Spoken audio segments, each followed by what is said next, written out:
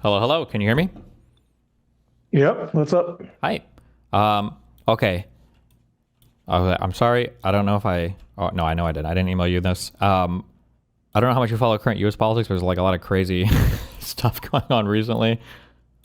Um, have you heard of any like the Charlie Kirk stuff or anything? Hey, you asking if I heard of it? Yeah. Yes. Okay. I don't know how big it carries other pressure. Okay. So also I'm live, just saying, right? So I'm streaming and all that. Yeah, of course, Yeah. of course. Okay. Yes. Okay. Just saying. Okay. So I thought if you want to do like a full breakdown or like walkthrough of everything for a formal debate, I think that'd be interesting. I think for now, if it's possible, I think it'd be interesting to talk about the format, or if there's something like specific you want to talk about, or we could do like the format and then like a couple of like what you think are like the most compelling pieces of evidence, and then we can go from there or whatever. But I don't know if I have like a full like 4 hours or 3 hours or whatever. I'm not sure exactly how long you wanted to chat for this, but yeah, this is is your name pronounced? Is it Star Wilf? That's close enough. You can pronounce it correctly, so we'll live with that. Give me what's the pronunciation? You want to know how it's pronounced in Yeah, Hebrew? I want to know how it's actually pronounced. Yeah, go. Okay. Saar Wilf. Okay, Star Wilf. All right. No, I'm just saying, okay. Sar Wilf, whatever. All right.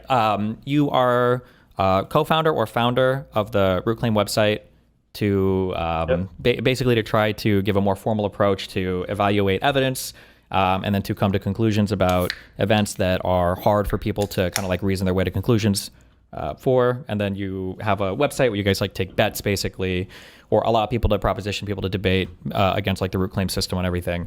And yeah, we watched your debate with Peter Miller. Less because I was interested in the like debate format and everything, but just because I was kind of getting into this lab leak topic. And then yeah, I went over it, and you reached out to me, and you wanted to chat about, I guess, my takes on everything. Yeah. Yeah. So you say you have lots of stuff. Like, how much time do you want to dedicate?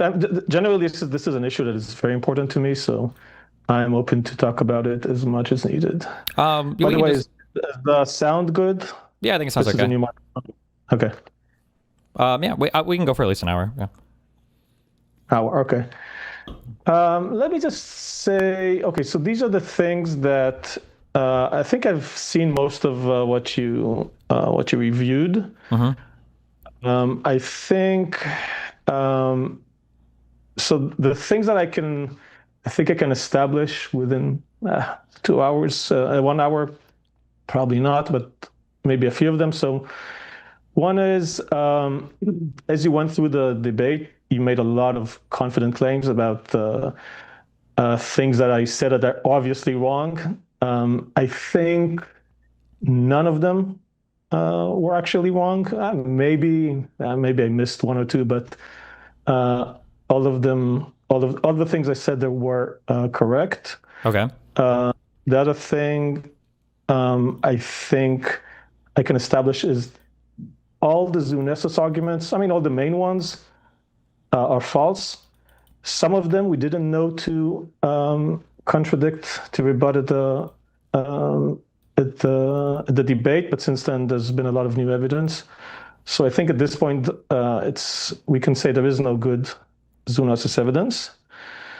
I think I can establish that the judges' decisions were all wrong.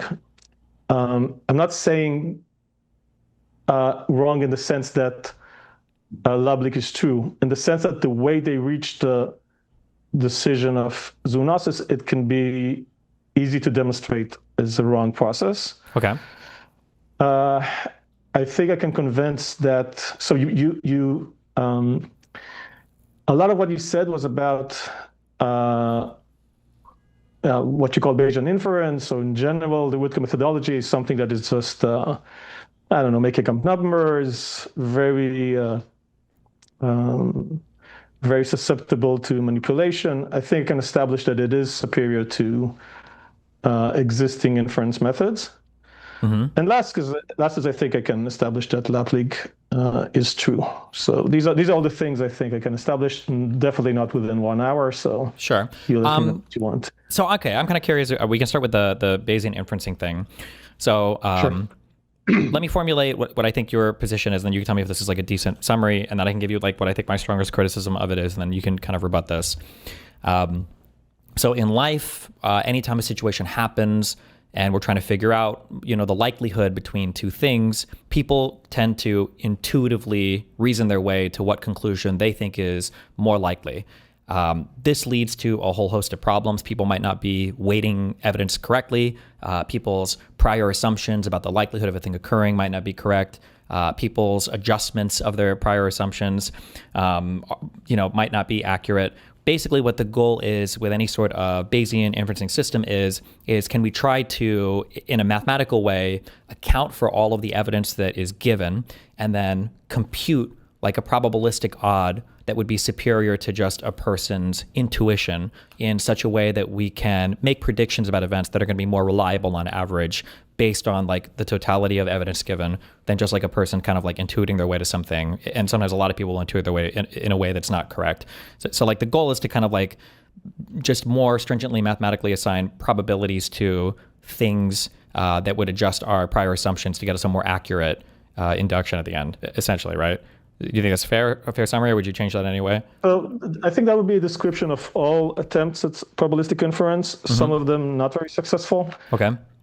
If I try to pinpoint what exactly it is we do differently, and I think makes it work, is that we very meticulously identified all the mistakes that are very common when people try to quantify or formalize their arguments, and make sure that the process takes care of all these mistakes.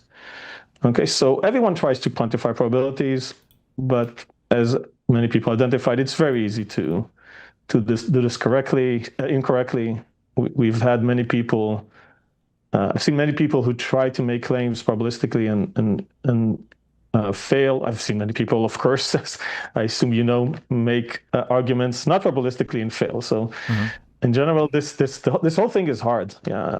Inference under complex systems, that are not easily not easy to model, like not exact sciences. When you deal with biology, economics, stuff like that, and you want to try to get to a conclusion, it's just very hard. It's very hard to get to something. So I think, the idea is to identify all the things that make us fail, find a process that fixes all of them, and then go through it in a very methodical, unbiased manner. In a sense, it's like trying to apply the scientific process to these very noisy areas. Okay. So that's I gotcha. Okay. So I'm sympathetic towards that view. But the issue, I guess, that I have, and I've run into this in the past with the more general Bayesian inferencing, maybe not with a system as particular as yours, but the issue that I've run into in the past is that it feels like you might have I'll call them, I don't know if I'd call them black swan events, but you have kind of like rare events where there's not a huge, quantity of data available to sift through to compute probabilities. You get these kind of like incredibly rare events, and then you try to mathematically quantify the probability of any particular thing weighting your conclusion in one direction or the other.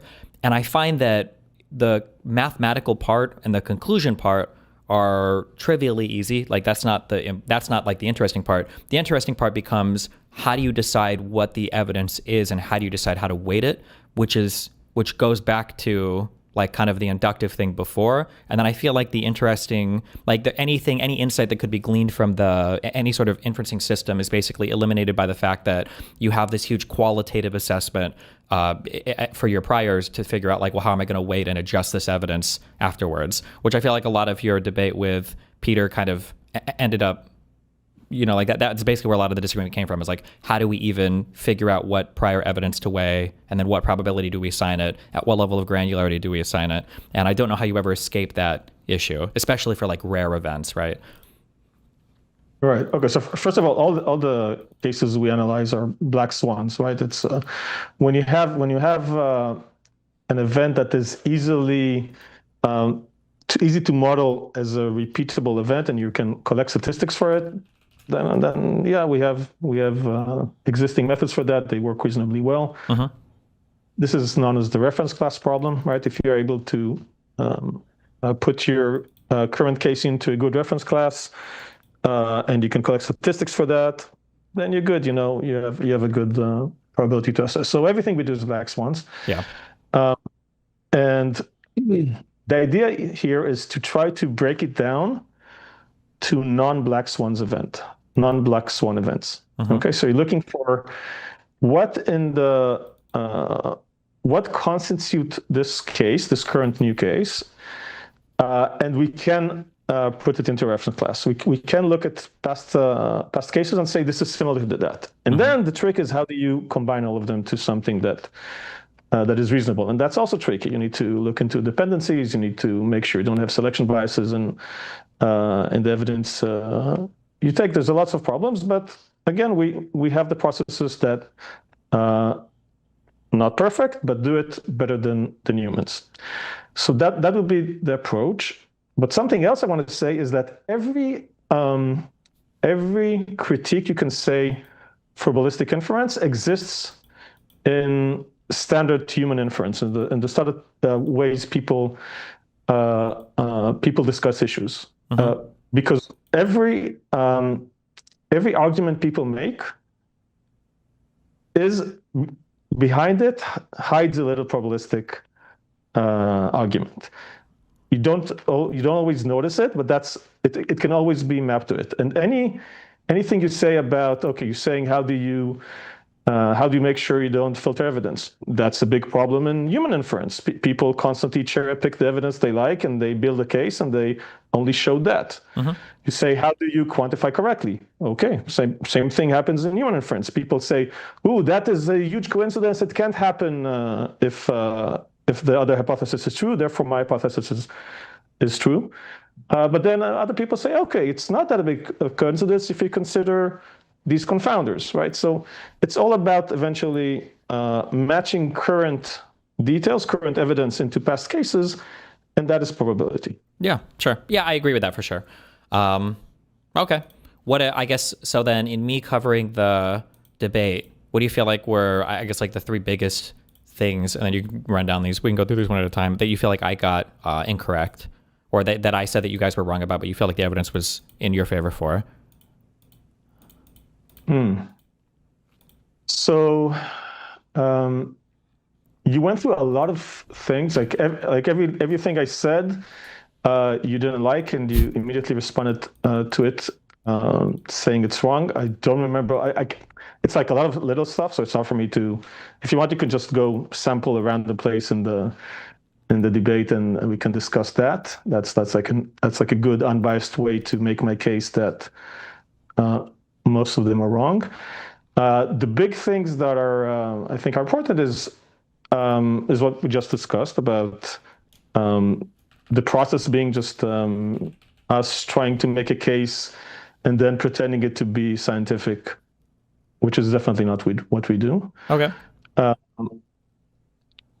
think the big issue in determining COVID origins is the market, whether the market is strong evidence or weak evidence. I think I can make a good case that this is very weak evidence. And I think you were convinced by Peter's case that this is amazing evidence. Basically, everyone that believes zoonosis, they rely on the market. If you go to Scott's blog entry about the debate, you can see he does a nice table of he tries to quantify all the cases that different people made about lab leak. And when you look at the numbers, you see that all of them, except for Peter, who made these numbers kind of jokingly, all the people who analyzed the origins, they give a stronger probability to the market than the final result. Okay. Meaning that if you ignore the market, everyone becomes a proponent of lab leak. Okay, specifically for Scott, in the numbers he gave, he would be turning from 94% zoonosis into 94% lab leak. Sure. So everyone is relying on the market early cluster being this amazing coincidence, and I think that's probably the biggest mistake everyone makes. Can you think of a description? Because this was an incredibly, once I thought about it more, this is probably not the only piece of evidence, but this is a very compelling one for me. How do you ever get to an explanation where the virus basically starts at and originates from and then leaks from in a predictable manner from the market area? How do you get to that from lab leak? How do you explain that? So I will answer in two stages. First, I will eventually provide an answer, but I think it's more important to understand that I do not have to provide an answer. That is like one of the tools you can get from ballistic inference, because when the other side is making the claim that under lab leak, the early cluster being in the seafood market is a 1 in 10,000 coincidence, they are the ones that have the burden of proof. Okay, so again, this is like burden of proof is something we know from human inference. The parallel in probabilistic inference is when you're claiming very extreme probabilities, you need to bring very strong evidence. And why is that? I'll give an example we like to demonstrate. So imagine we found a DNA match for a suspect in a crime scene. Mm-hmm. Now the prosecutor says, if you look at all the DNA markers that matched, this is a 1 in billion match. This is usually DNA matches in forensics are usually 1 in a billion.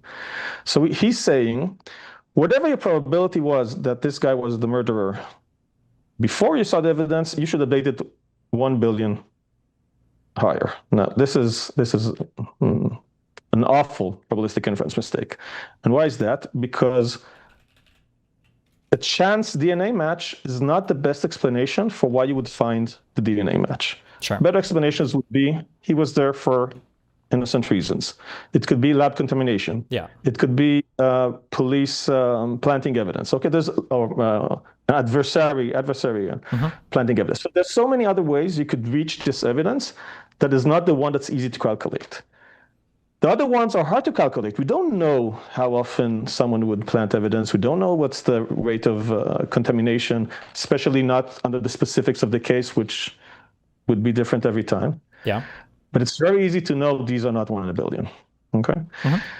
So when everyone says, in order for zoonosis to be correct, I need an early cluster in the seafood market to be a 1 in 10,000 coincidence, they're the ones that need to show that they've looked through all the options by which the market could make an early cluster, and none of them go above 1 to 10,000. That is not something that anyone can do in such systems. When you have a virus with exponential growth, people running all around the city, we have the Chinese government with interest to hide data. You have all these things that could happen. Such a complex system. Nothing can be claimed at 1 to 10,000. So that is the main thing. So I guess I'm trying to think. I can understand that. I'm sympathetic to that as a generality, but so I'm just trying to think in particular, like what is the. So for instance, I think that this explanation is more compelling if the cases are kind of like spread at random throughout Wuhan, and like the very first case is the wet market case, just the very first one, and that's it. Then I think at that point it's like, okay, well, there's a lot of reasons why that first one could be there that is more likely than just it starting at the wet market, right? It could be that there were other cases we didn't detect. It could be lab contamination. It could be whatever. There's a million things that could explain that. But when all of the infection patterns seem to start to spread from there, and I can't think of any competing. So like for the DNA thing, I can think of competing evidence, or I can think of competing hypotheses for how DNA could end up on a crime scene, right? Like you said, like lab contamination, the guy went there for some other reason. I'm trying to think of what is the competing hypothesis, or how else could we get all the test results that we did relating to the epidemiological spread of the disease from the wet market? What's just like the strongest competing hypothesis there that could explain that? Because the only one I can think of is, for lab leak to be true in my mind right now, there needs to be like a plan from somebody to covertly transfer the virus from the lab to the market, infect an animal, and leave without infecting himself. And there's no evidence for that theory, obviously. So that's the only like compelling one I can think of. Yeah, so I'm curious what you would think on that. Okay, so I will present a scenario in a minute, but the first point is much more important. So you're saying I cannot think of it. Sometimes we cannot think about everything. Sometimes we don't know the explanation. The fact that we don't know the explanation does not mean we immediately need to accept that there is no explanation.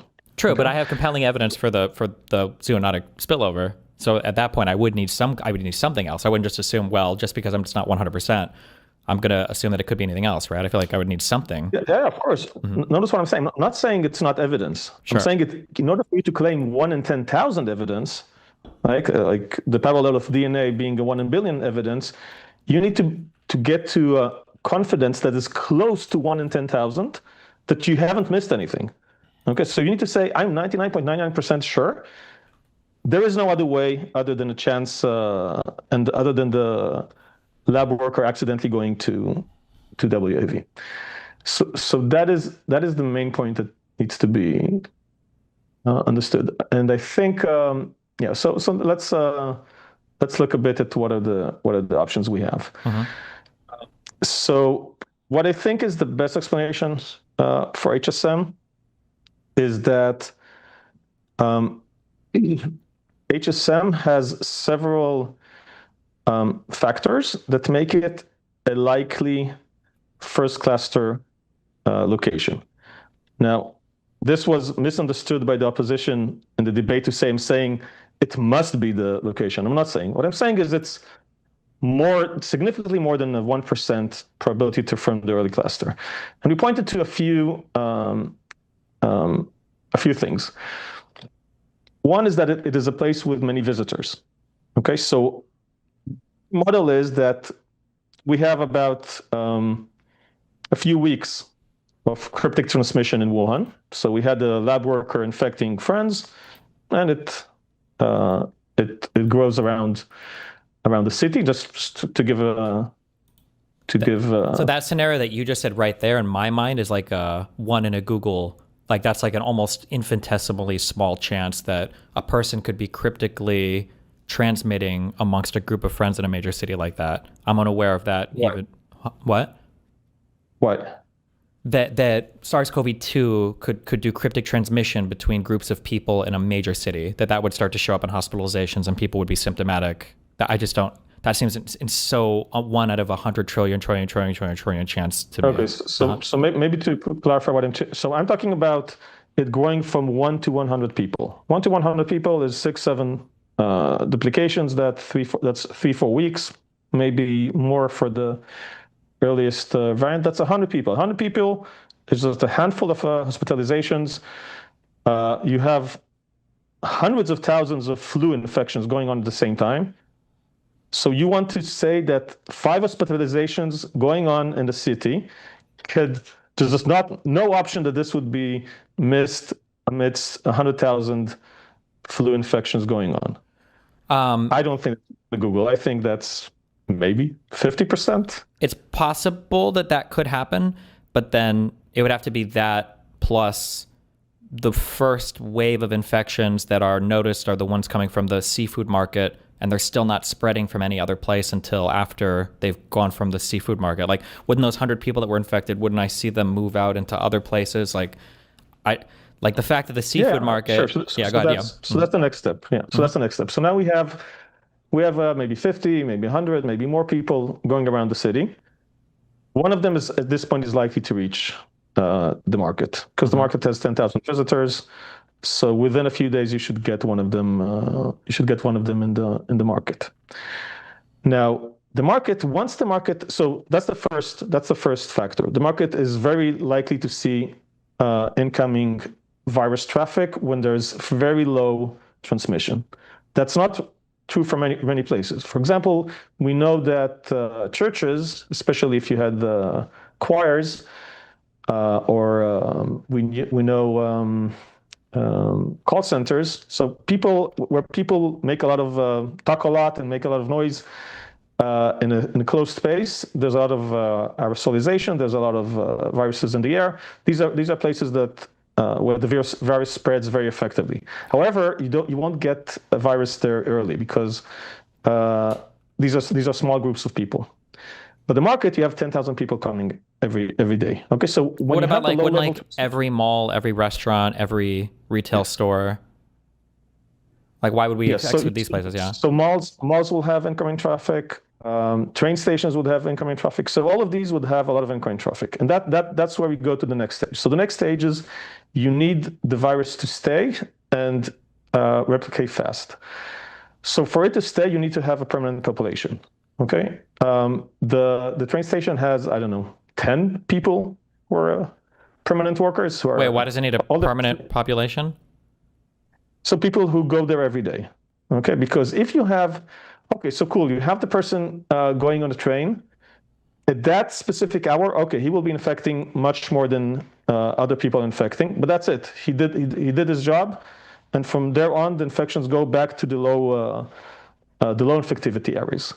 But once you infect someone in the market, they go back every day into this closed, poorly ventilated area with lots of wet, cold surfaces, lots of people shouting, all the things that we know are highly conducive to COVID spread.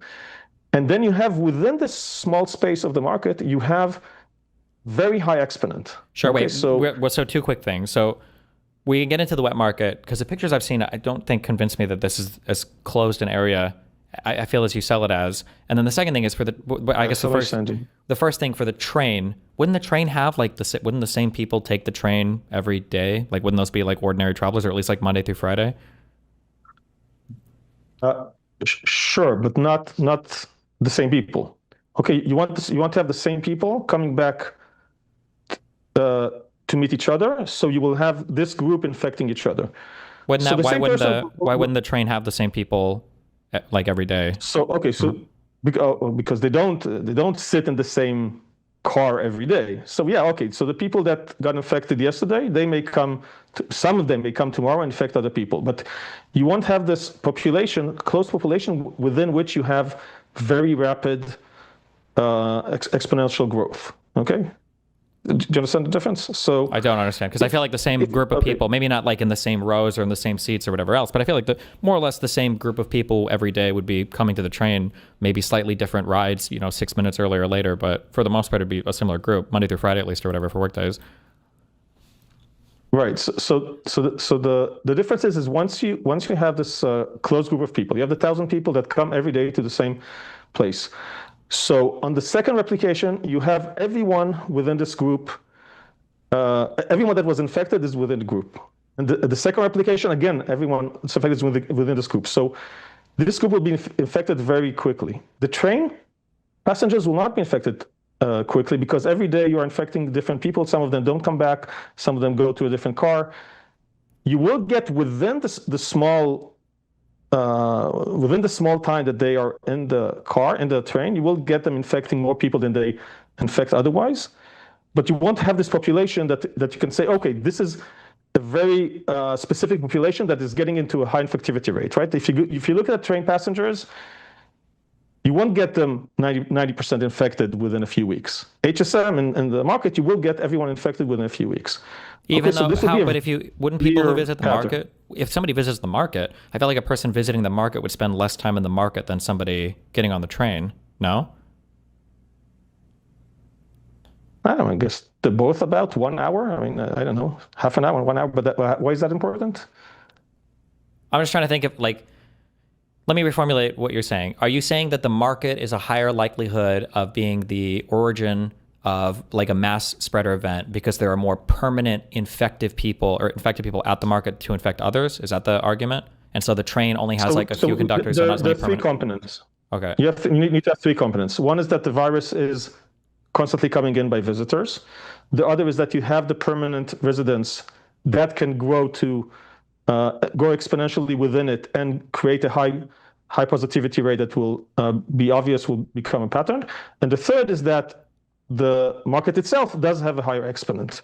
Okay, so you have the poor ventilation, cold, wet surfaces, people shouting, all the things that are And then, that happened in sure, I Wuhan. guess, So all together create a high likelihood of this being an early cluster. And again, I'm not trying to say this is 99% no, to yeah, be I the early. understand. I I'm understand. saying it's not 1 in 10,000. Sure. It's Obviously, more if I than grant, 1%. yeah, no, sure, I understand that. But if I grant every single underlying thing, then obviously your conclusion will follow. So I'm pushing obviously on the underlying things. And just to make sure I understand as well, why does it matter to have like permanent people spreading a disease? So for instance, I feel like if I could go between, like, let's say there's a wet market and I know there's one person there who is always coughing and always sick. And then let's say there's a train where 5 to 10% of the people could be sick, but they're always getting off and on and they're not like permanent members. I would expect the train to be a bigger super spreader area, all else equal, than the market. Why does the one permanent person being there, why does that matter? I feel like the only thing that would ever matter is just presence of the disease and how many different people. Yeah, but once you give 5% to the train, of course it's a super spreader event. But at this point, we have 1 in 100,000 of Wuhan residents infected, right? So you need to be able to create a cluster when you have only 1 in 10,000 people infected. So the train hardly sees any infections.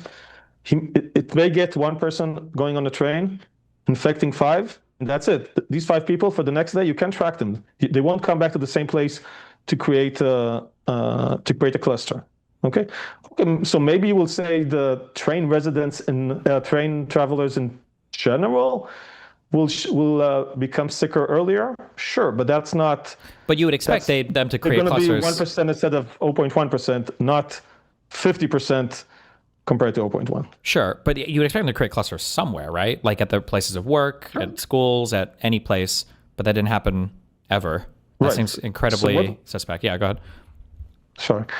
So what we did is we went through all the locations in Wuhan. There was this Warraby paper, which was featured prominently in the debate and given a lot of weight. And they said that the Wuhan market is in position 1,600 in terms of likely to be a super spreader event.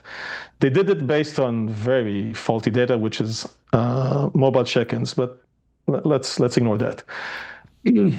If you look at, we look at all the places that they put above the market at the 1,600. None of them had the conditions that would create a super spreader event. Some of them don't have enough visitors. Okay, so if you have, you could have a place that has many people, but okay, so you have 1,000 people, maybe a workplace, but you don't have lots of visitors. So it will take a long time until the first infection will happen there. You could have places that have a lot of visitors, like train stations, but you don't have the permanent population. You could have places that have both, but are very, for example, you have open air markets. So one of the places they put far higher than Wuhan market was an open air market. Of course, an open air market would not create a cluster.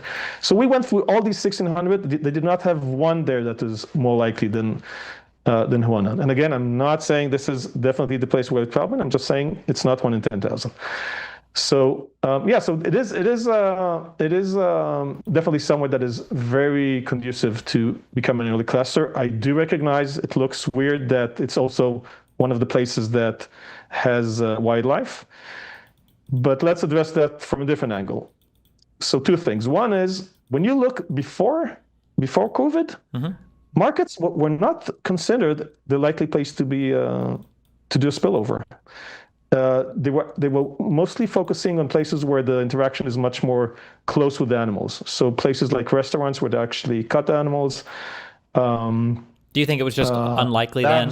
That it was just unlucky, I guess, that there was a researcher who in 2014 visited this exact wet market and then went to the exact stall and took a picture where he thought that COVID might leak from, or not COVID, but like a disease might leak from, because this exact wet market and the exact stalls with, I think, the raccoon dogs had literally been photographed as a potential spreading area, I think like a decade earlier.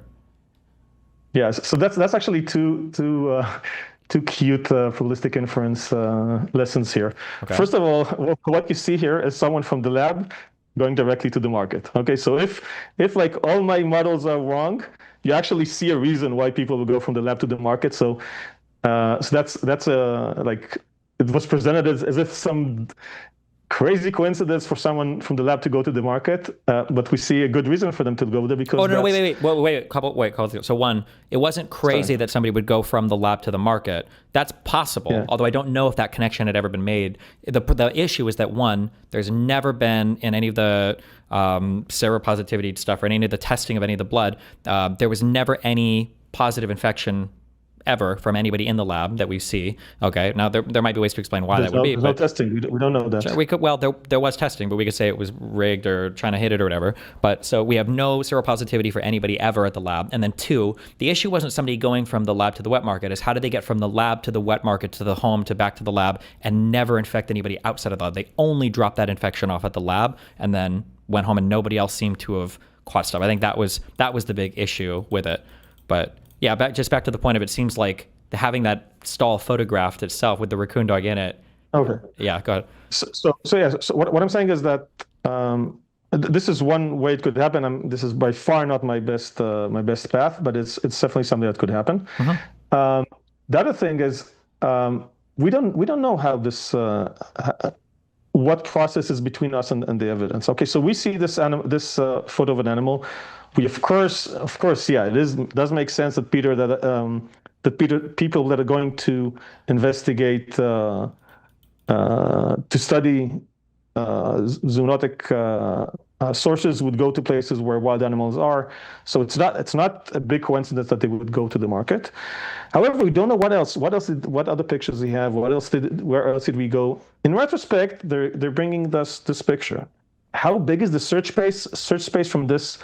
From which this evidence came from? I don't know. I don't know if it's a big coincidence.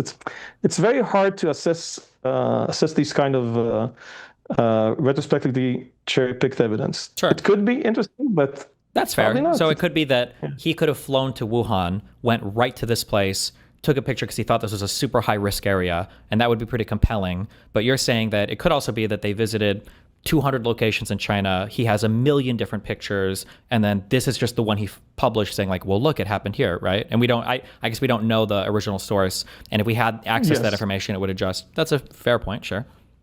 Yeah, I would just correct, not a million places in China, many places in Wuhan, because he was in Wuhan because he went to visit the WIV. Sure. Okay, the fact that he went to Huanan market in Wuhan, that makes a lot of sense because he's going to visit the WIV and they're going to take him to nearby places where wildlife is. But what other places in Wuhan they've seen? I don't know how many pictures he took. I don't know. It's very hard to say. Sure. Okay, so that's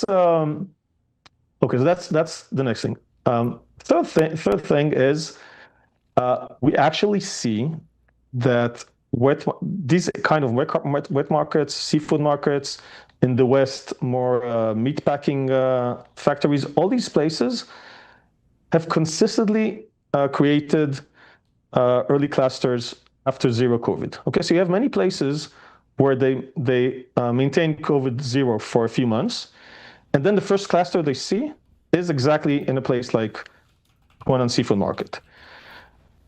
So when you say like food packing markets and everything, I mean, like, I'm curious in the totality, and I haven't looked at the epidemiological data, but like in the totality of everything, is it the most common thing, or is it like overrepresented that these diseases are starting to spread in like market type places, like meat packing type places?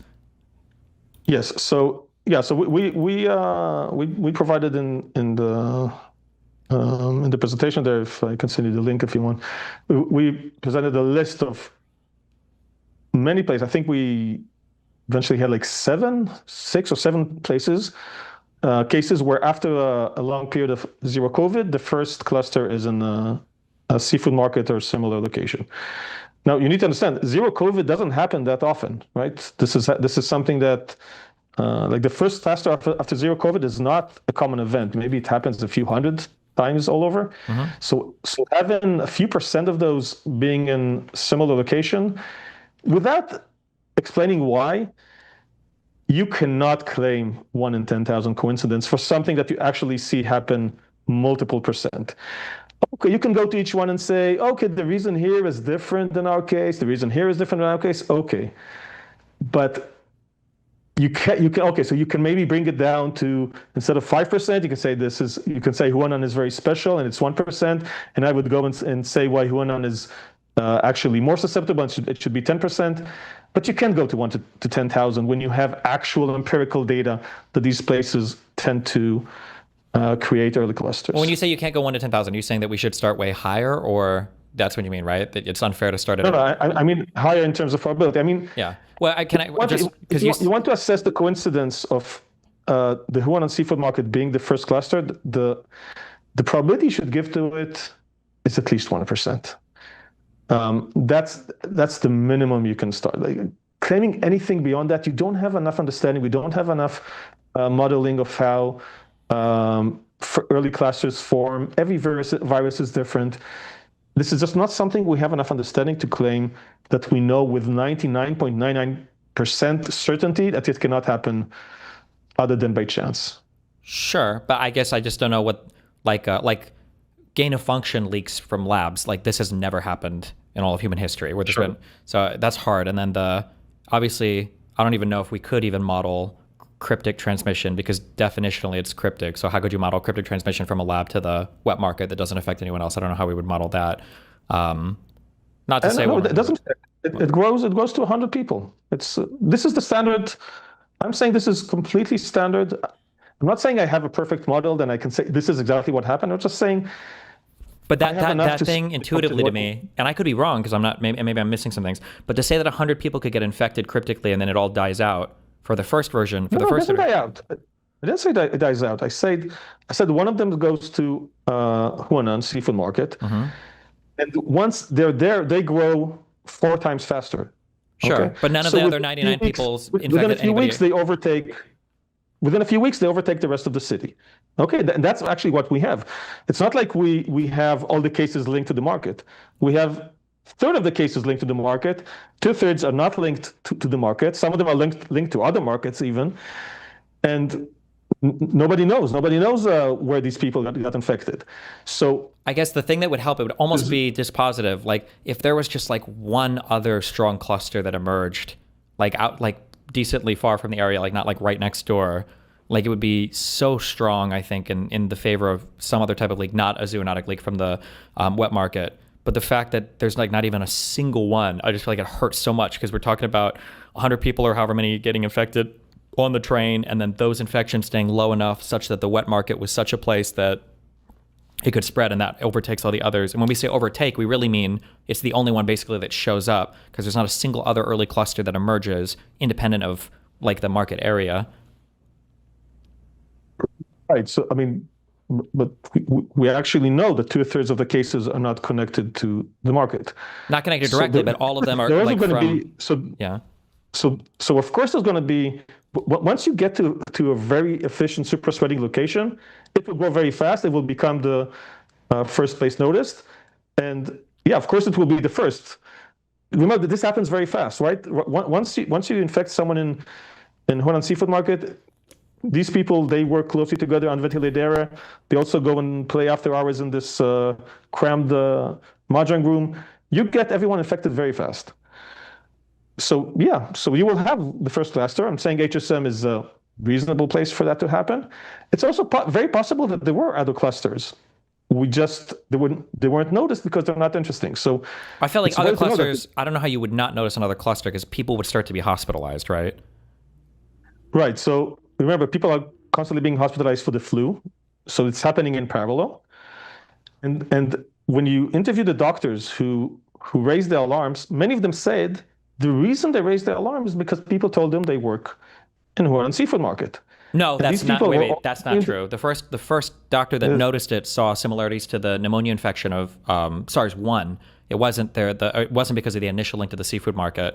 It was because the doctor. So I need to know who you're specifically referring to, but I'm not saying everyone was saying that, but definitely many of the people who reported the early cases said that the motivation to report it was because they noticed it might have been saying that they work at the market early on. Sure. So Dr. Zhang Zhang, I don't know how to pronounce his name, but so she specifically says, I can give you the quote. She specifically says she reported because it was market cases.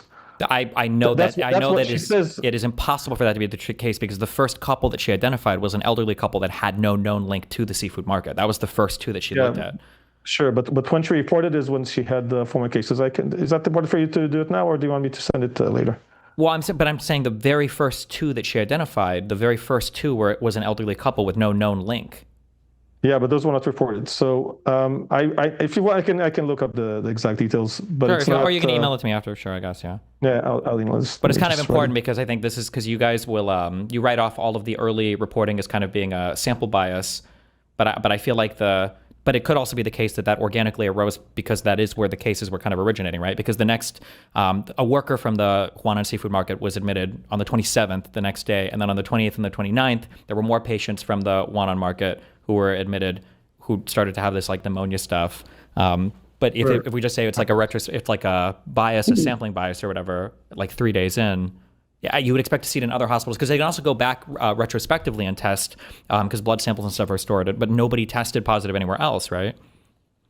Right. So it depends what you refer. So the blood bank tests that turned out negative, they should not have turned positive because they had a few. I don't remember. I think 80,000. I think they had 80,000 samples, and the time they were testing them, they were not more than 1 in 80,000 people infected. So they were not expecting to have more than one. So that negative is not interesting. We actually have an interesting. The first positive happens in mid-January. Wait. 1 out of 80,000 infected. What does that number mean? We're not talking about 1 out of 80,000 of the entire population. We'd be talking about tested people in hospitals, right? So what percentage of people in hospitals would have been infected in the early part of COVID? No, right? this is about the blood banks. Okay, so like one of the things that Peter brought as like strong evidence is that December blood bank samples were all negative. Okay, now remember it needs to be 3,000 because you need to count only the ones of that relevant period. Okay, so you only have 3,000 samples from late December, and none of them are positive. But in any case, no one is claiming that there's more than 1 in 3,000 infections at that point. Okay, so when you go back, you need to go back 3 weeks for antibodies to develop, right? So when you go from late December, go back 3 weeks for antibodies to develop. What you see from the blood banks is exactly what you expect. Is it really So 3 weeks? I would imagine antibodies are developing within like a week. No, is it really 3 weeks? No, so the ones that you test for, these are the ones that that grow after 2-3 weeks, and also you need to remember that people do not donate blood when they're sick. Sure. Okay. So anyway, you have this delay additionally. Okay, so the blood bank is not interesting, but in general, I think if we start going into the 500 pieces of evidence in each one, what I think is important is to understand that when we're talking about HSM, we're on an uneven playing field because I only need to sow little doubt when people are claiming 1 in 10,000, and people cannot, well, at least the way Scott mapped it, no one is believing zoonosis if Huanan is not 1 in 10,000. Okay, if you turn Huanan to what it really is, which is maybe, I don't know, 1 in 10, then everyone becomes a lab leak proponent. So my job, I think I have an easy job here. I don't need to go and explain every piece of evidence. I just need to show that these guys don't have the confidence, the 99.99% confidence to make the claims they're making. And these are the kind of advantages you get when you know how to do probabilistic inference. You know where to focus your efforts, where you can invest more time to study the evidence, and where you won't get anything. There's nothing to gain by studying more and more and more early case data, which is heavily biased. We know it's a very small percent of cases. We know it's there were incentives in how it was collected. There's a bound to how much you can gain from that. So that is, I think, the main thing about the market. On top of that, since the debate, basically all the market evidence collapsed. So I don't know if you're aware of it, but a lot of the reasons that Peter gave for why the market is the spillover location most of it is collapsing. I'll go quickly through the stuff. So one thing. Oh, wait. Before we go through this evidence, I'm just kind of curious Yeah, because sure, on that sure, third of point, course. because one thing that also wasn't very compelling to me was you claim that the wet market is like a good facilitator for like viral transmission. I feel like when in all the pictures that I look at it, I don't know if I would say it's necessarily open air, but I feel like it's hardly like enclosed. Like these seem like very, very, very high ceilings and like doors open and everything else. What is the argument for So why we feel like this is a maybe, highly conductive or conducive event, yeah, area for facilitating viral transfer? so maybe it's best that you have the presentation in front of you. I'll send you the link, and then I'll send you to a specific page because that was actually a finding we just saw on the last day. So you got the link.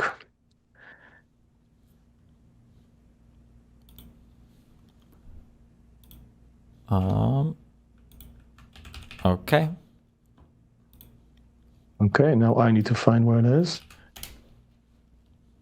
Yeah. Okay. So go to 23.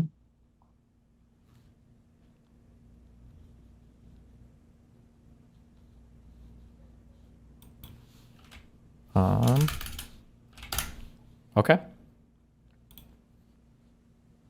Oh, you're sharing it. I don't. Do you need to see it I on? guess I don't. I guess I don't see your screen here in Zoom. I just see you. Okay. Yeah. Okay. So this is the wet market, and the next few slides they show different views of the market. So let's go to 24. What you see there is the road between east and west. Definitely a well-ventilated location. Cool. Move to 25. Now you're going a bit into the inner part of the markets, and then you can see that it becomes more crowded and less ventilated. And the interesting places. So if you look at the pink in 26 and the green in 27, these are the areas which had the highest positivity. Same for pink and green at 28. Okay, so all this areas like in the southwest corner, this is where we had the most positive cases. These are the least ventilated areas. Okay, and Sure, but these are so favored. I'm curious though if you have pictures of like if I was to look at like a mall or any type of like department store or anything in Wuhan in this area, my intuition, I could be totally wrong, but my intuition is they're going to be a billion times more crowded than like these open facing like stalls that are facing out. Yeah, but not with permanent residents, right? You could have areas in the mall where many Well, no, people walk through. all the workers would be permanent residents just as much as any of the workers in the seafood market, no? These are what you see here are stalls where people work and visitors come to buy, right? I don't think you have something like that, a place that's so crowded and so Well, like yeah, you have like ventilated well and have many cashiers, visitors. like cashiers and everything, But right? but but but I think you're jumping into something else. We can get back to that. The point I'm trying to make here is the areas where they actually collected the positive samples. These are the least ventilated areas in the market, and they look pretty bad, right? These are not places you would think are very are ventilated. Are the places where the virus can be cleared quickly. And I on mean, top of that, well, if I was we visiting have and the looking around, wet. I wouldn't think that these are even on the top 10 list of like least ventilated areas though, especially if I'm standing basically outside and then outside a stall. It's a little bit more Of crowded for course. sure, but like not even close to like a mall or like stores or restaurants. Yeah, I guess like yeah, low tier restaurant. I imagine is more, but again, I'm not saying this place is the least ventilated place in Wuhan. I'm saying within the market, which has its own factors for why it is likely to trap a virus and amplify it quickly. This is the place that is most likely to do it. Now, it's also the place where you have the most wildlife, and this is not a very surprising coincidence because where you have like the more sketchy, illegal stuff going on would probably be the least attractive place in the market, right? It would be the place that is that would look more like this and not like the place that is in the open street when police walk around and everything, right? So this is less of an interesting coincidence as one would imagine. And what else do we have? I had, yeah. And what was okay? So go ahead. I had something else interesting about that. I forgot. I'm kind of curious if we're going to say that the areas where the highest amount of positive tests came from are the least ventilated ones. Why wouldn't we see the same thing repeated up in 10, 11, 12, 13, like on all the left stalls over there? Like, why didn't we see the same thing repeated there? So see what repeated? Sorry. Like, why didn't we see more positive environmental tests coming from all of the other, like? We had positive samples all over the market. Just this corner, which was least ventilated, was the one with the highest. Yeah, but I'm saying like with the positive samples. So the positive samples came from areas where other humans were more likely to be. But also, why weren't they more concentrated in all of the other, like going north of your row 6, 7, 8, 9? Why weren't they all also concentrated in the left on that whole side if all of these are like poorly ventilated, more like crunched in areas? So I'm because I don't see your screen. I'm not sure what you're pointing to. So, I'm sorry. So I'm looking at on 28, right? 28, yes. Mm-hmm. So on the left, you see you have the smaller rows on the left at 6, 7, 8, 9, 10. Right. Like right, if you go up to like 11, 12, and 13, why don't you see like a whole bunch of clustered infections there as well? So 11, 12, 13, you can see this is already more open to the ventilated area. I think you have, you can see pictures from there. So in 25, you see a picture from there. Oh shit. And okay, I lost the screen. I think in the earlier slides, you have some pictures from the higher part. Again, you have positive samples there, just lower. Sure. Okay. But I want to do something else that okay. you may find interesting. So, what do you imagine among the people who believe zoonosis is the source? How many of them, like, how strong do you think do they feel that Wuhan seafood market is the spillover location? From people who have researched it a great deal, or just like a general consensus? Yeah, not talking top experts. Yeah. Like the, I couldn't say. I haven't researched any other potential starting point. I don't know. My guess would be high, but I'm not aware of any other opinions in the field about it. I didn't see any papers about other origin points. Yeah. So this is very interesting. So actually, the people who support zoonosis, like the prominent supporters, they do not think the seafood market is the spillover location. And that has a very interesting probabilistic meaning because, okay, so if you say HSM is a 1 in 10,000 evidence, but then the people who you think are reaching the same conclusion are not supporting you, okay, you can say, okay, lab leaks, these are people with lab coats, whatever. And wait, real quick, just so I can understand what you're saying. When you're saying there are other scientists, when they say that this is not necessarily where the spillover happened, are they saying the spillover happened with the workers that transported the animals to this wet market, or from a different? They don't know. They just think they think the same thing that we're saying. They think that it's an amplification location, but not a spillover location. Okay, so just it's spillover somewhere. Might not even be in Wuhan. We don't know. Spillover somewhere else, and HSM was amplification location. Oh wait, can you give me who can you give me a couple researchers? Let me give you some quotes. Let me copy some of those. Okay. Or like some names or a paper or two, because I haven't seen that in any paper. First is the WHO report. That's like the most serious. Okay, let me just copy everything to your chat. So this is WHO is the most serious research. And you can see the quote I just sent you. Oh, it's too big. Okay, hang on, I need to cut it.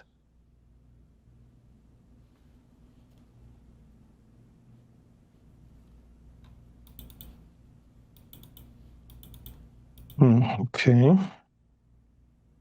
Okay, that's WHO. So you can show that. The next is Ralph Barrick. Okay, maybe are you showing it to the audience now? I can drag it down here. Okay. Wait, so this is January 14th. Oh, okay, from January 14th to February 10th, 2021. Is anything here updated, or is this like the consensus still to today, do you think you're saying? So they didn't, there was no update published. Over time, there is more evidence that the market is not the source. We can go over that if you want. But I think it's it's good to see what these people. So the WHO say they think it's an amplification location. That's the quote they gave you. Next is okay. So the U.S. intelligence, they're divided. So some agencies say lab leak, some say zoonosis. But if you look at the ones that say zoonosis, none of them mention the market as the reason. Okay, so if you go to the one piece at a time. So just looking at this WHO report, right? Sure. So just reading this quote, many of the early cases were associated with the Wuhan market, but a similar number of cases were associated with other markets, and some were not associated with any markets. Transmission within the wider community in December could account for cases not associated with the Wuhan market, which, together with the presence of early cases not associated with that market, could suggest that the Wuhan market was not the original source of the outbreak. Other milder cases that were not identified, however, could provide the link between the Wuhan market and early cases without an apparent link to that market. No firm conclusion, therefore, about the role of Wuhan market in the origin of the outbreak or how the infection was introduced into the market can currently be drawn. So this seems like an indecisive thing, not saying that they believe it came from somewhere else, no? No, I'm just saying, people claiming that there's a 99.9% confidence about the market, they're not agreeing with the scientific consensus. Okay, they're making a claim that is extremely overconfident. Like no rational person would say, I have 99.9% confidence of a fact. Yeah, but the leading scientists, they tend to say 50%. Sure, but I think it also depends on, so like just if we were only talking about one or two things, I think that would be probably overconfident. But in the totality of considering the evidence, so like this plus the architecture of the virus, plus other factors would move you up towards, maybe 99% is too much, but like would you move you towards? You're talking about lab leak, or I'm just talking now about whether Wuhan is a spillover location. I'm saying even people who don't think lab leak, who think zoonosis is the source. Mm-hmm. They don't think Wuhan is a likely spillover location. They say it could be, but probably not.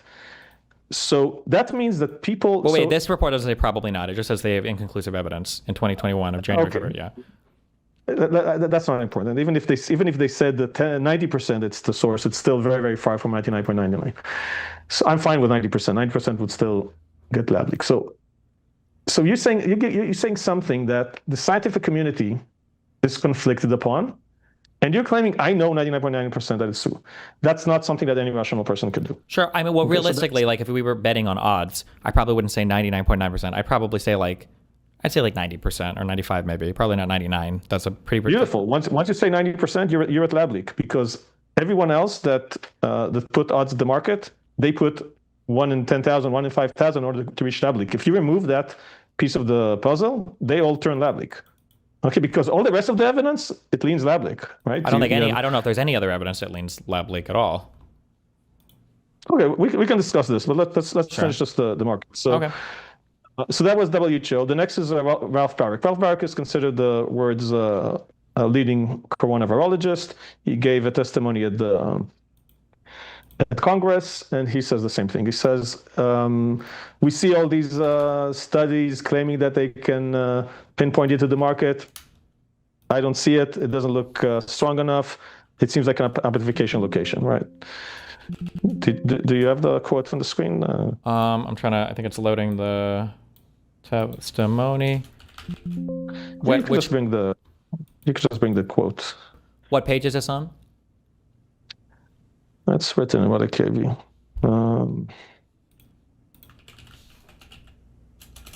It's not where I gave you. Where is it?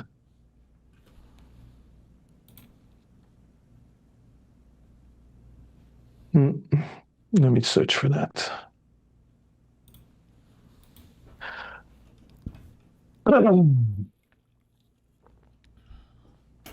Oh, this is like this PDF that can be searched on. Yeah, I think my thing is saying extracting text from PDF, so I imagine it's doing a read of the text or whatever. Yeah, okay, I'll send you that offline. You can trust me. I didn't invent the quote. Okay, so I'll send you the location later. And the last is the intelligence community, the people who support zoonosis do not give the market as a reason at all. So yeah, send to family, send Barry quote. I'll send that to you. Okay, so so that's I think where the market is. We can discuss about market evidence against the market, because a lot of the evidence that was presented as foolproof in the debate, and we said there's not enough confidence to say such extreme claims. All of it was eventually returned. We could talk about that, or we could talk about other evidence, or whatever you want, or. Yeah, we can move through anything. So but this will be one of the things that that I kind of push on in terms of this type of rationale is I feel like the underlying evidence is really important. So my understanding as of this point right now is I believe the scientific consensus, most scientists believe that it did come from the Wuhan seafood market. I think that underlying claim is a little important, and then you're contesting that claim, but I think it's kind of important to get to the root of how we contest that. So I understand I have a WHO report from February of 2021, but there's been a lot of research that's been released since then.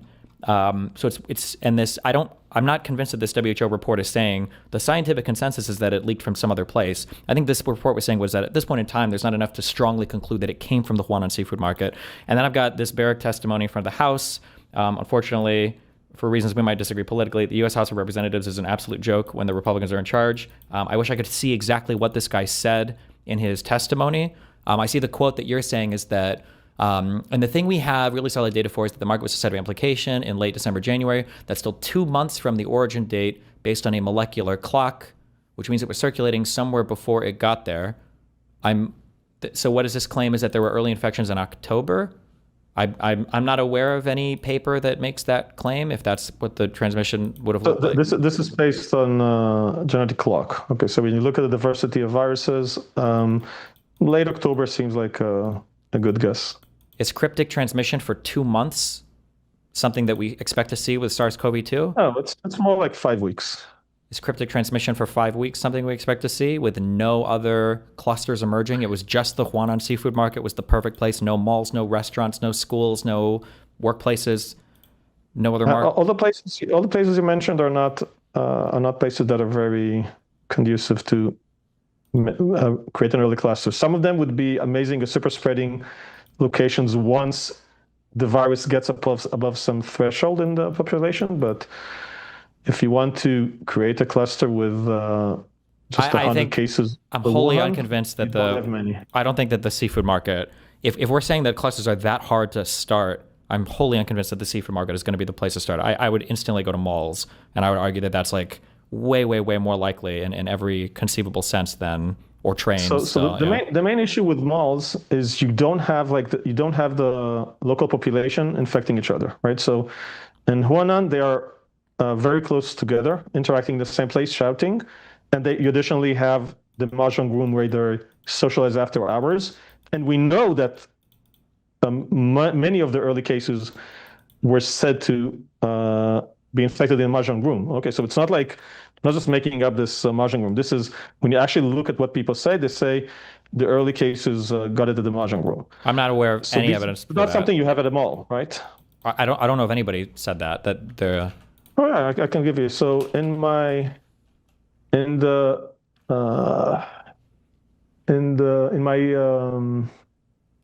look for mahjong in the presentation I gave you, it's in.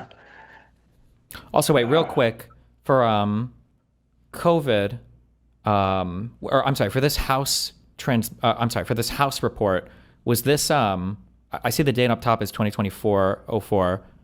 Was this an April 2024 presentation to the House of Representatives, to the committee? Yeah. It was okay, because I think so. I mean, I don't remember, but it sounds right. It was pretty recent. Okay, so the mahjong quote is slide 51. Okay, I'll go check that out. But so just in reading this, one of the claims that this Barrick guy is saying was that for early cases, 85 to 90% were asymptomatic. Was that true of the very first version of COVID? I thought that a much higher percentage of those maybe weren't hospitalized, but I thought a much higher percentage of those had people exhibiting symptoms. I don't know what this is about. That doesn't sound right. So scrolling up, I'm just reading from before the quote. So I'm on page 102 of that House committee thing. Okay, let me find it. So the 2 months from the origin date based on molecular clock, which means it was circulating somewhere before it got here. And the question is, where is it? Did you say 102? Yeah, like middle to middle bottom of 102. Right. Okay.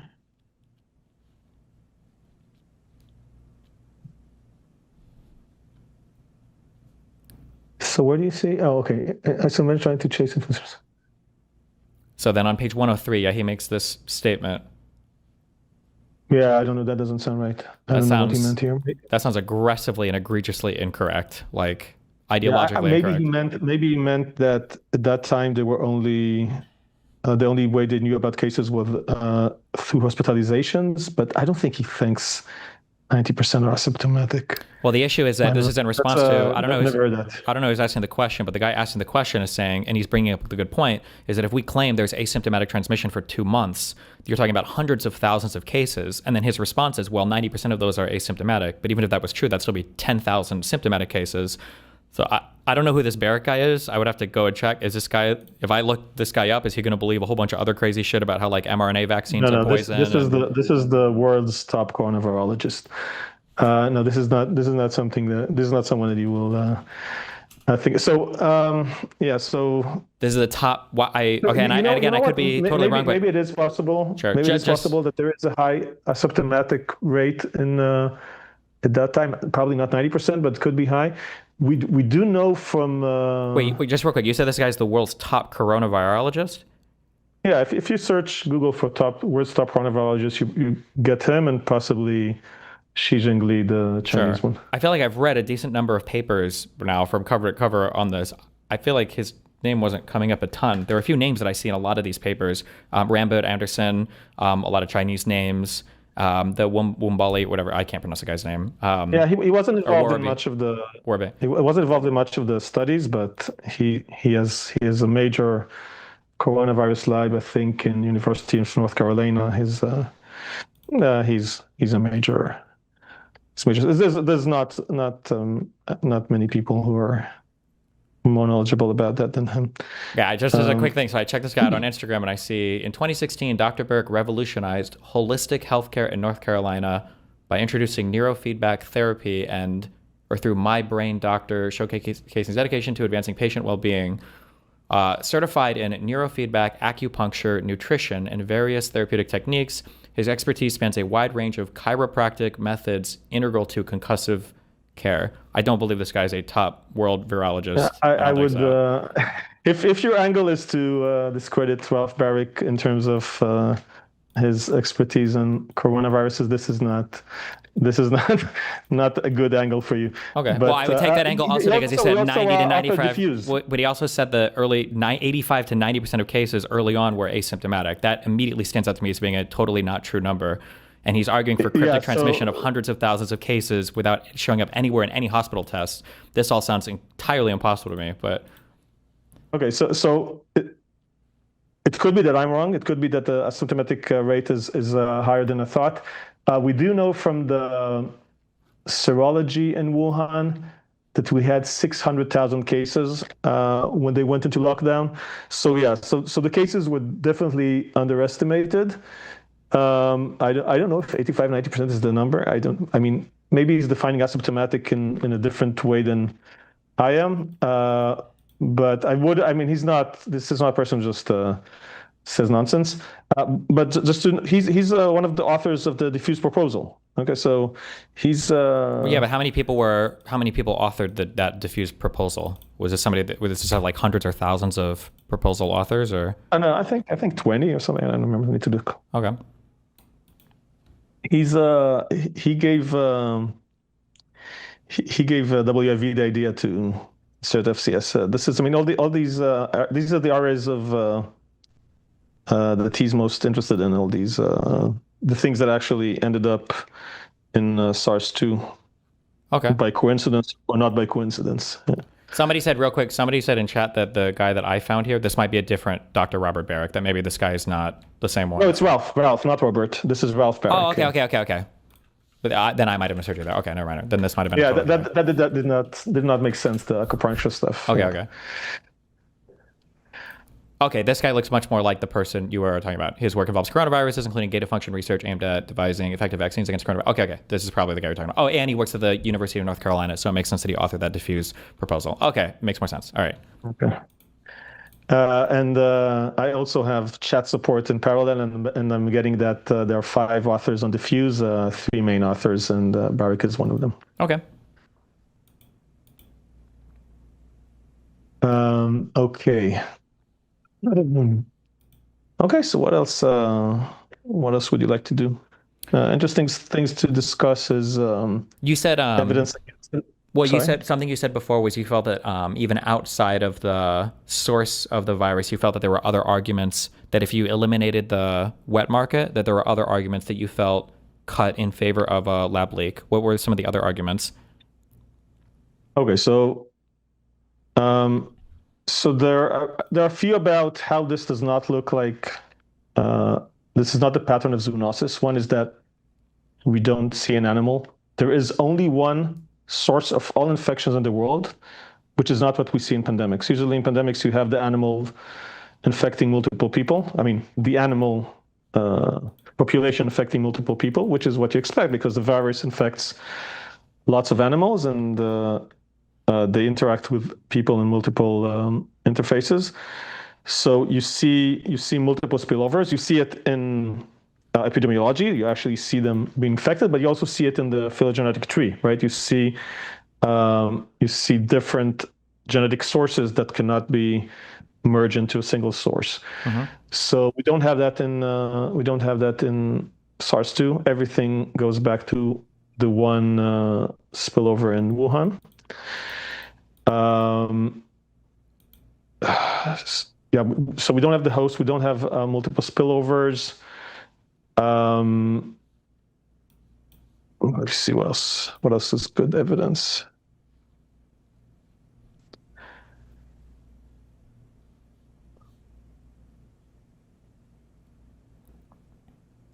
How do you account for like the question about like we're creating a secret viral backbone using non-predicted proteins for bindings, and then all of this is the explanation that it's just there's a chance that there was top secret research done that nobody published anything on?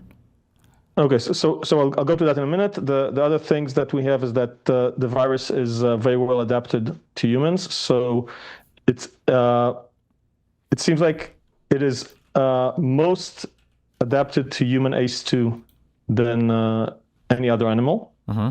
Okay, so that's an interesting coincidence. Well, I feel like the evidence for that cuts against, because when you're talking about the adaptation, so one of the almost immediate adaptations that shows up is the evolution in the region binding domain part of I think it's the S1 subunit. You see that the D to G 614 mutation, that happens almost in a single generation. Yeah. And if you were trying to pre-adapt something to human tissue, it seems like that's the thing that would have been solved in the lab almost immediately. So the fact that that wasn't solved, but solved almost immediately once it jumped to human populations would be an argument against creation in a lab and adaptation to humans. Yeah, so the D614G is definitely an adaptation that happened after spillover. It's not to say that this was the best possible human virus, but it's saying that of all animals it was tested on, it was the best for humans. So it doesn't have to be that you managed to find all the perfect mutations in the lab, but definitely this is something that looks like had humans in mind initially. Well, when you say, it's not so much about finding the best mutations in the lab. It's that if you're trying to adapt something, because unless the papers come out to say otherwise, there were 6 key sites that were identified specifically in the region binding motif or whatever that were not predicted proteins. Receptor binding motif. Yeah. These weren't predicted to be the most optimal ways to bind ACE2, but they ended up being the ones that showed up in SARS-CoV-2. So how could a computer model and then testing have validated that without also stumbling upon the D614G mutation? That was another piece of evidence that was overrated. Simulations are simulations. Some people showed simulations where it does perform best on human ACE2. So we don't know which software they used in the lab, and we don't know what were their models for filtering for best ACE2 match. But saying that this is not that simulation would definitely preclude it is not correct. I agree with you there. There could be other explanations. I'm just saying that I think that if anything, that would cut against lab leak rather than cutting in favor of it. I don't think it cuts in favor of it at all. If anything, it cuts against. We could say it's neutral, but okay. I'm not gonna. Yeah, this is not one of the main pieces of evidence. So these are like the zoonosis pattern, and then the strongest evidence is the genetic manipulation, and that is the presence of the FCS, the way it was inserted into a well-preserved area of the virus, exactly at the S1 S2 junction with the non-viral. So can I ask in terms of that? Why I don't think there's ever in the history of all of research been an out-of-frame insertion of 12 nucleotides. Why would they do it with this virus that they're making in a lab? Right. So the claim that is out of frame, it's like the DNA claim. This is not choosing the best explanation for what we see. So what we see, okay, right. So what we see is you can interpret it out of frame, but right next to the insert, there is an SNV, a single nucleotide variation. Polymorphism. Sorry? The single nucleotide polymorphism, right? That's like one simple mutation. Yeah, and without that simple mutation, then it's not. It's an in-frame. It's an in-frame insertion. And in that area of the genome, you have about 10% SNVs. Wait, an in-frame insertion of 11 nucleotides then? No, it's 12. But if the last one is already overlapping with the previous with the bat viruses, and the first one you just need to turn it into. Just need to assume it's an SNV and it's in frame. Okay. So there's also, this is a 1 in 5 coincidence. You can have an SNV at the beginning, at the end. It could be before the virus got to WFV. It could be after it got out. This is not an interesting evidence yet. I guess, but then the question would be, one, we see a whole bunch of these like 12 nucleotide insertions that show up in different, I think even in sarbecoviruses they've been found now. But the idea that must have come from a lab when we see 12 nucleotide insertions in a lot of places, and the fact that it at least appears to be out of frame, although maybe we could say there was just a SNP that happened in the first thing and it's actually an in-frame insertion. And then the fact that we can probably say this probably wouldn't have been highly infective in humans had there not been that FCS, right? So we wouldn't even be talking about this. Like it seems like you probably need the FCS for it to be highly infective. So that's like a pre-requirement. I don't feel like this cuts in favor of lab leak at all here. Yeah, right. So, that's another thing where, probabilistic inference is helpful, because this is something that people do very often. Is when a person says this is good evidence because it's hard to. I think I'm saying it's rare under your hypothesis, and the other guy says, here's one case when it happened. Okay, but how often does this happen? Fairly often. It's not just one case. Millions. Yeah. No, we know how many. We know very well the number of insertions in SARS-2 viruses because we have millions of sequences. So we have, I think, something in the range of 50 inserts out of millions of mutations, right? So you need to find a good reason why this specific type of mutation happened here, and not, and they didn't instead just mutate through SNVs like the million of other cases we have. Now, if I was to use the HSM logic, I would say the probability of an FCS being a clean insertion with CGG and all of that is 1 in 10 billion, and therefore therefore lab leak is proven. But no, that's not what we do. We say we don't know why the insert happened. It's very rare. There could be some evolutionary reason that is not yet understood. No one was able to find it. Well, what do you? I Okay, don't so this understand it. is Well, it makes it more infective, right? I mean, like there could be FCS insertions that theoretically happen in other places that just cause the virus to die because that 12 nucleotide insertion is just not. It doesn't help with the fitness of the virus, right? So it goes extinct immediately. yeah, sure. Having an FCS, that in itself is not amazing evidence because you need to have something that makes a pandemic. That's a given. The fact that it's an FCS and not something else is interesting because WIV were researching specifically FCSs. By the way, that's one of the things we found after the debate. Initially, the diffuse report said any cleavage sites, and later it turns out FCS were the main interest, but never mind. Well, So having but but I don't think any of the research had them manually inserting FCSs like this at this part of the virus. Also, keep in mind this is we're talking a novel. This one is two. Yeah, and a novel So backbone. that was something that was again something that was a big deal at the debate that the diffuse says it's S2, but then we have the full diffuse correspondence before the final publication, and they specifically say S1, S2 there. Okay, so that's another thing that was post-debate and was supporting LabLeak. Sure. By the way, that's the thing. I'd be interested to see that linked. Also, Yeah, given sure, that, because also the lab that would have done this work would have been the one in North Carolina, right? Not the one in Wuhan, number one. And then number two, the diffuse proposal was technically never accepted, although they could still work on it in secret. But then number three, all the researchers would have had to have been working on it in secret while also publishing other stuff.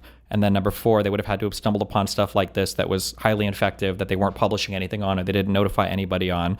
And then five, on a novel virus backbone that wasn't being used in any other research or documented anywhere or released anywhere afterwards, which is not impossible, I guess, but. Right, so all the things you said, they have very good explanations. Some of them only revealed after the debate. We can go over them one by one. Okay. But that's actually a good time to raise an interesting point. So when you work with exact sciences, we have this this requirement of theories being able to provide predictions, which is something that is very strong. We all know to quote the relativity and the prediction about Mercury's position during the eclipse. And when you deal with complex mechanisms, it's hard to make a prediction because so many things could happen. However, what you do have is so we had this debate, and then let's see all the evidence that came out after. All the evidence that came out after was directly contradicting claims made by Peter in the debate, and I don't think there is one piece of evidence that came out that contradicted something we said. So again, it's not something I'm going to say this is predicting the Mercury's position on an eclipse, but that's something interesting to note. And I think it's like something like 6 or 7 pieces of evidence, all of them very strongly rebutting the hypothesis that Peter presented. Okay. I will say after this So convo, you want to go over the specifics you mentioned, the secret viruses and all of that? I don't know if I have the time to go over it right now, but if you email me all of it, I'll read it through start to finish, and then we could revisit and have another chat with it, because I am writing up something on this, and I'd be interested to go over all of it. Yeah, I would be super interested if you'd forward me that, yeah? Okay, so let me see, I got everything. So you want to see the evidence that they're doing S1, S2. FCS is specifically interesting. You want evidence about secret viruses not published. Basically everything. You said that new stuff came out, especially after the debate with Okay, Peter. all the new stuff I'll send you. I'd be interested. Okay. Yeah. Okay, but you also mentioned like all the evidence you think is strong. I can provide you the rebuttals for all of that. You want to run through those again, make sure I didn't miss anything? The new evidence that came out, you mentioned something about, I'm curious, you mentioned something about there's just a SNP basically prior to the 12 nucleotide insertion, so what appears to be an out-of-frame 12 nucleotide insertion is actually an in-frame one with just a SNP occurring before that makes it appear different. Yeah, I'd be curious to see that.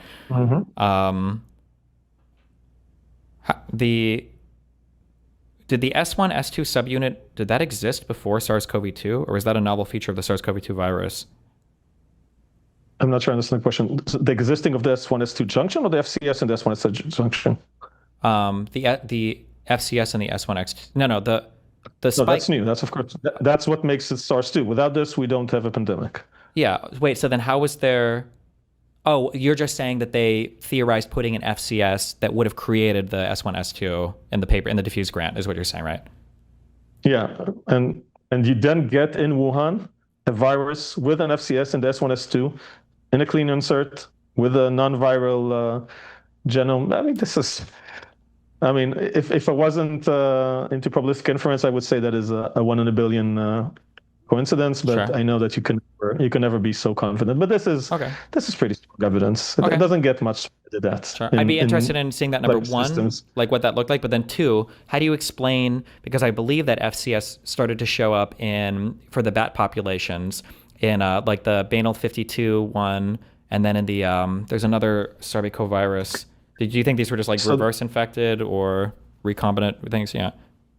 there are no FCSs in subecoviruses. So all the three banal viruses and the RATG13, Yeah, they right. do Yeah. not have FCS. They don't have the FCS thing? Oh, okay, they're just a high percentage match or whatever, the 96% match without the FCSs.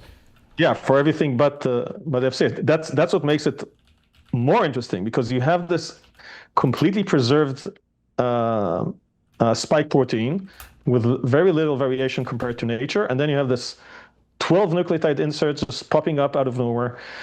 This is yeah. Sure. Let me see if I can show you the genome, because it's very nice. Don't know if I have it here. I know what to show it. If you go to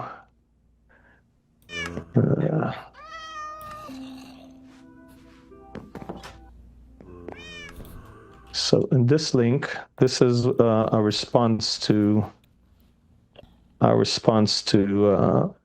Scott Alexander.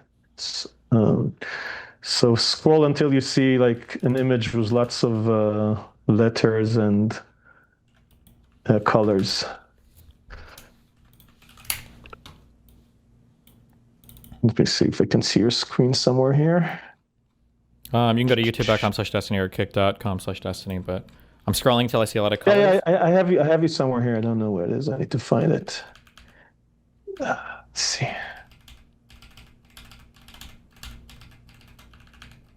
Like an image. Okay. Oh, it's a long delay. I see. Okay. So not very helpful. Anyway, scroll to like where you see lots of letters and. What am I looking for, like a nucleotide sequence or? Yeah. With comparing to two sequences. Can you tell me a word to Control F beforehand, or? I can find one for you. Look for HKU. Yeah, there you go. That's the one. Okay. Okay. Yeah, so I see on delay. I don't know if so. I assume. I hope you're seeing what I'm looking for. So you can see. So it says SARS-2 versus closest relative. You can see like the entire sequence is very well conserved. You have only 1, 2, 3, 4, 5, 6 non-synonymous mutation and lots of synonymous mutations, which is an indication that this is a highly functional area of the genome, which evolutionary pressure prevents mutations. Mm-hmm. And then you have this 12 nucleotide insert, which is very, very weird, right? There's two things here. First, you have these four. Well, wait, can I ask a quick question? Yeah, sure, of course. If we say that this is a highly preserved part of the genome, you're not looking at the right one. You're looking at the HKU. Look above that. okay. If we say that this is a highly preserved part of the genome, then if for an FCS to show up here to increase the fitness of the virus, wouldn't we expect this to always happen in the form of an insertion? No, if you have, we actually know we have subecoviruses with that are a few SNVs from FCS. They could have easily mutated to that. There's nothing. Well, I thought there's no reason. Well, I'm there's saying no reason not to do it that way. wait. You just said if it's a highly conserved area. My understanding of a highly SNPs. Okay, I understand. Yeah. Can you explain that? Because it feels like So this would happen.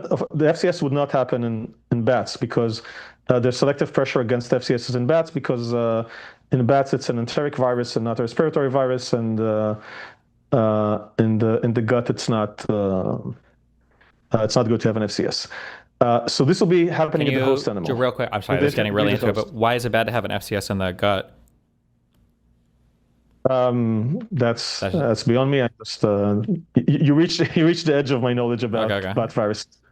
okay. So um, yeah, so it shouldn't happen in the bats. There's a strong selective pressure against FCS in bats, and that's why we don't have the FCSs in nature. But once it jumps to the host animal, the intermediate host, there it can start having the selective pressure for having an FCS and then becoming a respiratory virus and getting to animals. So yeah, so definitely there's no FCS will not happen in bats, but once it gets to another animal, then you start to have the selection for FCS.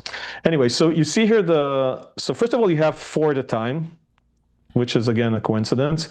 Second is that it's an insert, right? If you see in the comparison, it's all blanks at the reference sequence.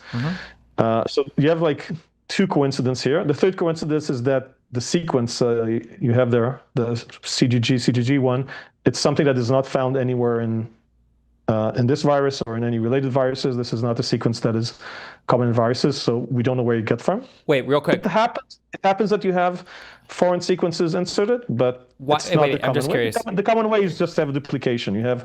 You have an existing sequence, and then it's duplicated from another part of the sequence because the ribosome, I think, slips while reading the RNA. Why is it that you would have, if you were working with a lab to do this type of insertion, why would you use one less commonly found than one?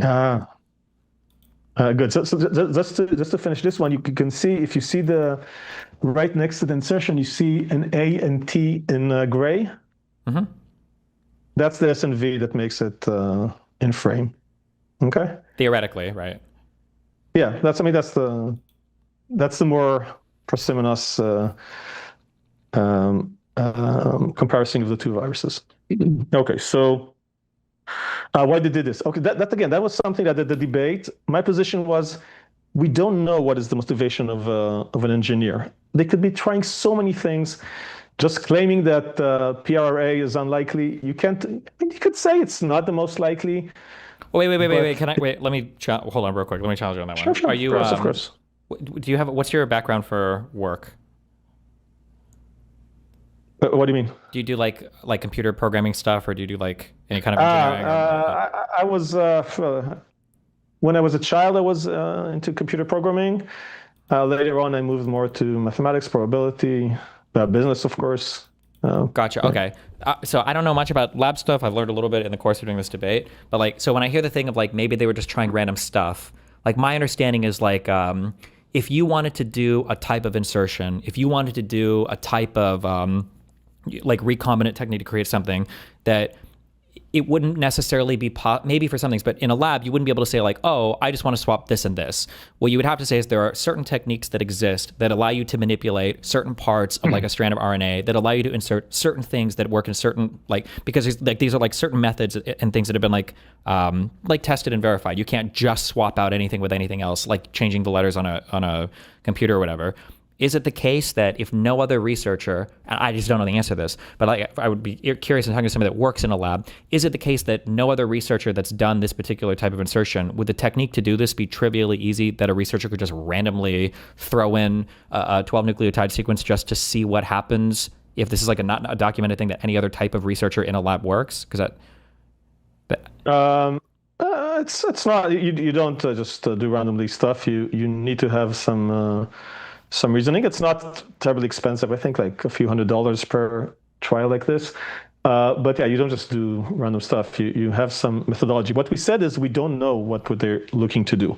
Sure. We've shown many possible motives. We just said we don't know because we don't know. Sometimes you need to accept uncertainty. But what happened is that after the debate, we had the Ralph Parrick testimony, and there he describes that one of the motivations for the fuse and the research they were interested in 2019 was feline coronaviruses ADE. ADE is antibody-dependent enhancement. This is a mechanism by which viruses defend against immunity. They penetrate immune cells. And they were very interested to in studying whether they had this AD and feline coronaviruses. Wait, And they're real very quick. I'm interested sorry, just because I had a different understanding from studying vaccines. My understanding is antibody-dependent enhancement, ADE, is what happens when the immune system finds a way to basically bind to certain proteins of a virus that's supposed to make it ineffective, but in actuality, it makes the virus more fit to invade cells. Not necessarily anything invading immune cells, but just a way that the virus adapts such that when your immune system responds to it, the antibodies are actually assisting with viral replication. Or maybe there are different types of ADE it could be, but No, so I think AD is specifically about fighting against immune cells. I don't think it specifically improves other effectivity, but I may be wrong. okay. So they were interested in that. And for the feline coronaviruses, you do have an issue with you do have sequences with the PRAR. So you have this exact sequence there, and they actually specifically talked about the fact that cleavage is not a linear function, right? It's not the better cleavage you have, the better it is for the viruses, because if you can have too good cleavage, that damages infectivity, right? So it's a complex mechanism, and they actually had the cases in feline coronaviruses where when cleavage was worsened, it became lethal. Right? They had these two cats in the same household that one mutated to have a worse cleavage site, worse FCS site, and it became lethal for that. So that was something they were interested. They were generally interested about cross immunity, about if they develop a vaccine for SARS-1, what would happen with SARS-2? So these are all the things that actually turned out to be in their interest, and is exactly what we see here. We see this PRAR sequence, which we know from feline coronaviruses, relevant to the exact things they were looking for. So Sure. yeah, so as time goes by, we see how this virus is exactly what you'd expect to see from Wuhan. Originally, our position was you can't be confident to say this is not what WFE would do, because you don't know what's in people's Well, yeah, but plans, I feel like even on that, I feel like it could cut either way depending on how you look at it. So when you talk about the cleavage being better and being worse for the adaptivity of the virus, I could be wrong, I don't remember exactly, but that might have been the first big mutation for the Delta variant, because what happens is if that FCS is too effective and it cleaves it too hard, when you start losing a bunch of those S1 crowns, the only way for the virus to get absorbed is like through the endocytosis of just S2. It's a shitty way of binding. But when the virus mutated and then you saw that the FCS was cleaved, but more of those subunits stayed attached afterwards, they didn't get cut off completely. Like you were saying, the infectivity massively increased. But I think this was a later evolution of SARS-CoV-2. If this is something that they knew from the cat stuff, why wouldn't this have been a thing that was initially included to make it so that the furin cleavage site wasn't causing them to be cut so hard in the beginning? Because that was like a later mutation that turned out with SARS-CoV-2 to make it more infective. I think that was the difference between Delta. Not saying it necessarily cuts from another, but I'm saying, like, well, could somebody argue that they should have done that? Yeah. So I think Delta has an extra R in the FCS, and that actually improved cleavage. Didn't worsen. I'm not sure. I need to verify. Mm-hmm. But again, at this point, what you're saying is you're trying to put the engineering competition with 1 billion people generating mutations all over the planet. Of course, the evolution will win eventually. So they have good ideas how to imitate things that could happen in evolution and test them out. Of course, there will always be things they didn't think about. I don't think you should expect it to be the perfect final virus. True, but to be fair, I'm not saying the perfect final virus. Like that, the D614G mutation shows up in a single generation. Like I think it's generation 0 when you infect a host and then see how it spreads. Like I think it shows up almost immediately. So it just seems like if it was a thing that was made in a lab, it just seems like there are things that you would expect to see very quickly. Would be my guess, but yeah. I'll get back to you on that. Sure. I don't think this is that critical, but I'll check about that. So we want Sure. the cleavage and the 614G. And then I guess I guess kind of like, yeah. So when you email me this, I'll go over this and then we can revisit the conversation too. Do you have, I know you don't have to have this technically to have presented a reasonable argument, but I guess like in your mind, do you have like a coherent start to finish? What do you think is the most likely explanation for what happened start to finish that accounts for like the odd piece of evidence or whatever? Yeah, sure. So first of all, my chat tells me the 614G did take some time, but I'll send you a more accurate answer later. Okay, so start to finish, what happened, and I think what's important to notice as I go through this, at no point am I going to claim anything that is not just what people do. Sure. This is all a very reasonable progression. Sure. And I'll say, like, okay, even to your credit or anybody else's, like, you could have unreasonable. There could be things that are, well, not unreasonable. There could be hard to account for facts. Yeah, just right? not too many. Yeah, not too many. Yeah, I mean, at the end of the day, you do have a once in a century pandemic. Yeah, regardless of whether or not the answer is zoonotic or lab leak, it was obviously a somewhat unlikely set of events to get here. Because, yeah, like you said, it's not like this is happening all the time on either end. So, yeah. Yeah. By the way, this is something we like to do when we want to sanity test our hypothesis, is trying to think, okay, based on our assumptions, how often do we expect this to happen? And if we say, okay, even if we get that one hypothesis is 50 times more likely than the other, if this leading hypothesis says, I don't know, this pattern of events needs to happen once every million years, then we messed up. Then that's not a good hypothesis. Maybe it's better than the alternative one, but we're still not there. So on top of comparing hypotheses, you also need to show that your leading hypothesis is something that matches reality. Okay, so the process is, okay, so we know from diffuse what they're interested in. They're looking for a virus that is 10 to 25% different than SARS-1.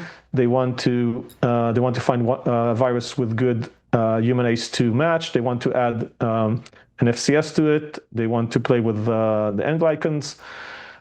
Okay, they supposed to do it in cooperation, US-China. They didn't get it funded. Then China, WIV decides it's still a worthwhile effort. They already have the collecting capabilities. They already have lots of viruses. So they start doing a similar process. They do all of it. They have enough viruses with ACE2 match. They find the best one. They add the FCS. They start culturing it. They infect animals, which is, again, something we see in diffuse, which was originally thought to be unlikely, but we see it in diffuse. They infect animals. A lab worker gets infected, might even not know about it, not even have more than standard cold symptoms. He infects a few people late October in Wuhan. It grows cryptically in Wuhan, gets to around 100 people. One of them goes to the market, infects a vendor. The vendor infects other vendors. The vendors meet after hours at the mahjong room and create within a few days, dozens of infections. Within 1 or 2 weeks, the entire market is infected. You start getting hospitalizations. The doctors notice the connection between an unidentified pneumonia and market exposure. They report it. Everyone starts looking for market cases. Specifically, at that period, they said you cannot report this as the new pneumonia if it's not market connected. It continues to grow outside the market, all over Wuhan. COVID. Okay. All right. I will. I look forward to your email. I'll go over the new pieces of information. Is there any other stuff you want to bring up, I guess, for this conversation? We didn't mention the lineages, lineage A and B in the market. That was again a big thing. Convoluted part. I could barely follow either argument. That was a really complicated. Yeah. I think I kind of sort of get it. The fact, like, it could backwards evolution or not, and it could, yeah. But yeah, that was yeah. But something cute to note about that is that Peter did a very nice work of rebutting lab leak claims about intermediate viruses between A and B. So there are two possible intermediates. There can be CC or TT. never mind what it means, but you have two possible intermediates between A and B. And he was very effectively rebutting all the CC ones, showing they're due to an error in analyzing the sequences, but he wasn't ever able to refute the TT one. And after the debate, we actually people found additional two TT sequences. So we now know for sure there's an intermediate AB sequence, and it is exactly the one that would be predicted if based on Peter's analysis. And that basically kills the two spillovers because we have an intermediate genome. That means that B developed from A. There was one spillover, and the whole hypothesis of how the market was the source collapsed. You can make up a new one, but at this point, the market is very shaky, and even zoonosis supporters don't feel the market is strong. What they miss is once you get the market out, all the evidence is lab leak, and that's what you should be supporting. Okay, I'll look forward to seeing that, and we'll see how compelling I find that, and then we can revisit it. Yeah, beautiful. That was very enjoyable. That was much better than I expected, based on how you treated me in the original. Oh, sure. Original. Well, so thank you for that. Yeah, no problem. I always scream at stuff when I'm just looking at it, but unless the other person wants to scream at me, I'm not usually screaming at them. Also, I just realized, super random, I guess, small world. Is your sister like a political commentator person? Yes. Okay. I've argued with her a couple times, so small world, I guess. But did you? I actually don't. I don't follow her stuff because family. I prefer to not get politics and family involved. So I didn't know you interviewed her, but good to know. Gotcha. Interesting. Okay, cool. Well, hey, thanks a lot. I appreciate the conversation. I look forward to your email, and then I will respond. Yeah. Same here. Cool. Okay. Take care. A lot. Bye.